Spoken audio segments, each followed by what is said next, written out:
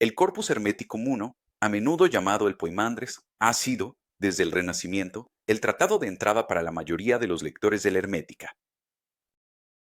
Hay indicios de que los lectores más antiguos también le daban una importancia especial a este tratado, ¿y quién puede culparlos?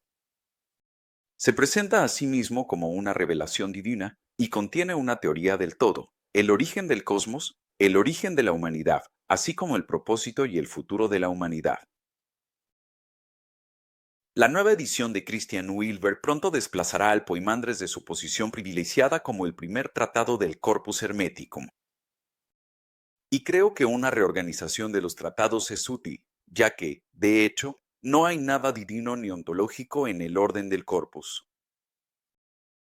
Pero enfoquémonos en lo que tiene que decir. Lo primero que hay que notar sobre el Poimandres es que su contenido ocurre en el contexto de un sueño o una visión onírica. Pero el sueño no es confuso. Es una visión extática, llena de una claridad brillante. Los sentidos normales se apagan y se encienden los ojos del corazón. La realidad interna noética es la verdadera realidad. Lo que vemos con nuestros sentidos normales es menos real. ¿Quién es el que está soñando? En realidad, el soñador no lo dice. Solo se asume que es Hermes por el título del tratado, que pudo haber sido añadido después, el Poimandres de Hermes Trismegisto. Pero el sujeto mismo nunca se llama a sí mismo Hermes ni el Trismegisto. El soñador está literalmente comunicándose con su propia conciencia superior. Es una visión de uno mismo, una autopsia. La suposición parece ser que los humanos ya tienen gnosis y nuestro mejor maestro es nuestra conciencia superior, aunque la mayoría de nosotros nunca entra en contacto con ella. Esta conciencia superior se llama a sí misma Poimandres.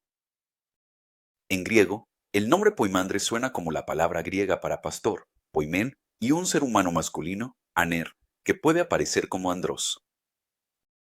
Así que algunos interpretan el nombre como pastor de hombres. Pero en griego, esa frase sería poimenandrón, con una O larga, diandrón, problemáticamente, solo se referiría a personas masculinas. Además, pastor de hombres no representa la traducción griega del nombre que se da en el tratado mismo, es decir, el nosólogos de autoridad, jonos tes autentías. Estos problemas han llevado a algunos a sugerir un origen copto, siendo el copto la última fase del idioma egipcio. Los estudiosos han propuesto la frase copta pi en Ra o pi en Tra, que significaría el conocimiento de Ra, refiriéndose aquí al dios Sol. En esta etimología, conocimiento representaría el nous o la conciencia superior, y Ra representaría la autoridad suprema. Pero autoridad suprema no es realmente una traducción del dios Sol, Ra. Y pi en Tra, aunque ingeniosa, no es una frase copta documentada. Más recientemente, estudiosos como Howard Jackson y Christian Bull han reconocido que detrás de Poimandres se encuentra la forma griega del faraón egipcio deificado, es decir, el faraón Mares o Monres, cuyo título real fue transliterado al griego como Poromonres o algo similar. Este faraón tenía un culto local en Al-Fayum, en Egipto. Si Poromonres se convirtió en Poimandres, entonces tenemos a un faraón deificado, hablando en términos más generales, como un nos deificado, en este tratado, también identificado con la vida a la luz y el Padre Divino. Ahora bien, el culto Poromonres no está documentado después del siglo II de la Era Común, lo que nos da un límite superior probable para la fecha del Corpus Hermeticum I. Después del siglo II, el significado egipcio de este nombre en particular cayó en el olvido, que incluso entre los hermetistas en Egipto, como Zósimo, el significado había desaparecido. Al igual que el Corpus Hermeticum III, el Poimandres es una historia de la creación. Dios no crea la luz. Siempre estuvo ahí una luz primordial antes de una oscuridad primordial. La luz divina es llamada conciencia, o el Dios Padre, y este Dios Padre da a luz a un espíritu logos, el discurso o razón divina, que está en perfecta unión con el Padre. El logos entonces extrae los cuatro elementos de la oscuridad, la cual, mientras tanto, se ha convertido en una masa acuosa y retorcida. Como en el Corpus Hermeticum 3, los cuatro elementos flotan hacia su lugar natural en el universo. El elemento más ligero, el fuego, asciende más alto, luego el aire, el agua y la tierra. En este relato, nunca se dice específicamente que la tierra se separe del agua. Así termina la primera parte de la visión, y en mi opinión, uno puede llamarla fácilmente dualista, porque muestra una clara distinción entre la conciencia superior no encarnada, o nous, y los cuatro elementos. Provienen de esencias fundamentalmente diferentes, es decir, de la luz y la oscuridad, y se puede decir que la luz es anterior tanto en el tiempo como en la ontología a la oscuridad, pero la oscuridad está presente prácticamente desde el principio, y no se dice que emerja de la luz. La humanidad es la unión perfecta de la luz y la oscuridad, ya que es la descendencia directa del Padre y a imagen del Padre. Sin embargo, la humanidad, como el antiguo Narciso, se ha enamorado de su propia imagen divina reflejada en las aguas de la naturaleza. La humanidad desea habitar la naturaleza y por eso asume un cuerpo mortal hecho de los cuatro elementos, un cuerpo proveniente de la, entre comillas, odiosa oscuridad y la conciencia divina proveniente de la luz. El ser humano encarnado queda condenado a la muerte porque los cuatro elementos se descomponen. En sí misma, la humanidad es por naturaleza inmortal y superior al mundo natural. La humanidad nace directamente del Padre, no está hecha del polvo. Y cae en este mundo natural, pero la caída es suave y voluntaria. No hay culpa ni pecado en esta narrativa de la caída. La caída es un acto de amor, y específicamente de amor erótico entre la humanidad y la naturaleza. La humanidad está casada con la naturaleza y permanece con ella hasta que la muerte separa al nous humano de la naturaleza. Eros, o el amor de atracción, tiene sentido a la luz de la teología hermética. La forma de Dios es hermosa porque la humanidad está en la forma o imagen de Dios. La humanidad es extremadamente hermosa. No es de extrañar que la naturaleza se sienta atraída a la humanidad y que la humanidad se sienta atraída a sí misma. En el tratado, el eros parece ser algo bueno, hasta que dice, cito, el eros es la causa de la muerte. Hanegraaff lo interpreta en sentido descriptivo y biológico. El sexo da origen a cuerpos mortales, que por supuesto mueren. Pero si el significado es tan obvio, ¿por qué hacerlo parte de un misterio revelado? Huijberg omite la frase como una glosa, y pronto hablaremos de sus otras omisiones. Si la frase es genuina, parecería que el eros es solo la causa indirecta de la muerte, en el sentido de que el eros es la razón por la cual la humanidad está revestida de mortalidad. El eros solo es negativo en la medida en que está revestido de un cuerpo mortal es negativo.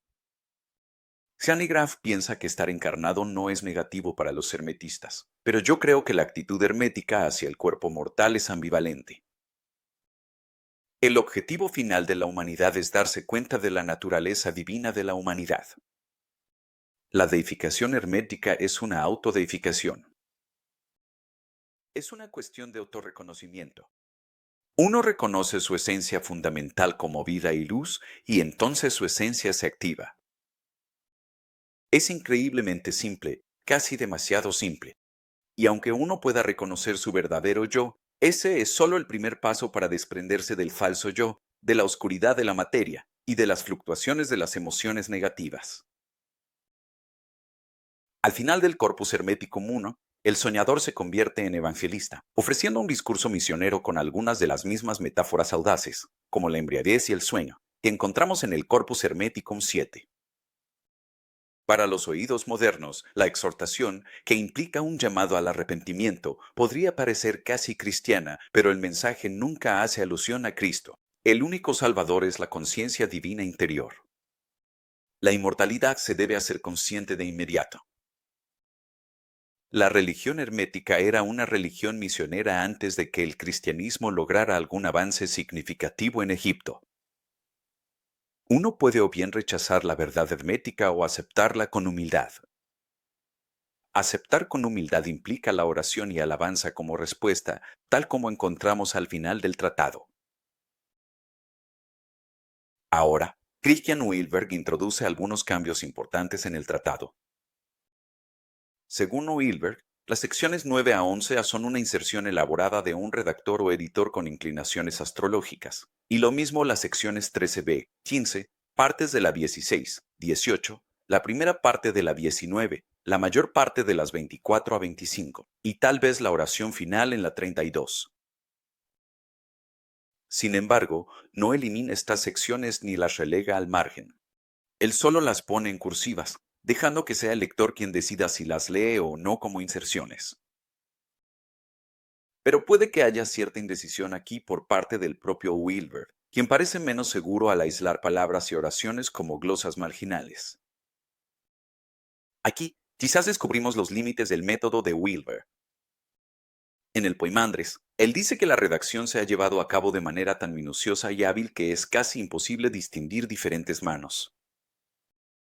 Pero si la redacción es tan minuciosa, podríamos preguntarnos, ¿cómo fue que Wilber pudo discernirla?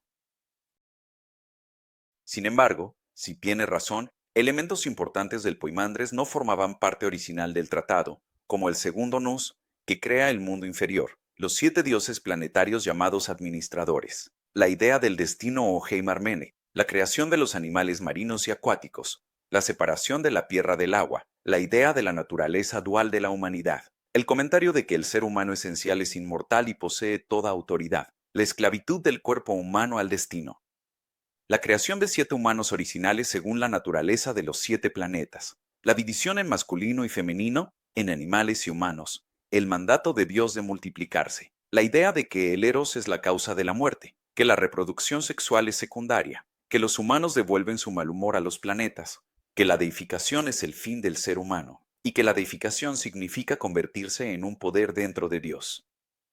Todo esto se elimina del tratado si seguimos a Wilber. Si es cierto que un editor añadió todo este material, se le puede describir como una persona interesada en la astrología y familiarizada con el libro del Génesis. Se podría llamar gnóstico a este editor en la medida en que distingue a un creador inferior, el no secundario del Padre Supremo. Como señalamos en el Corpus Hermeticum 11, se enfatiza fuertemente que Dios Padre crea sin ningún creador inferior.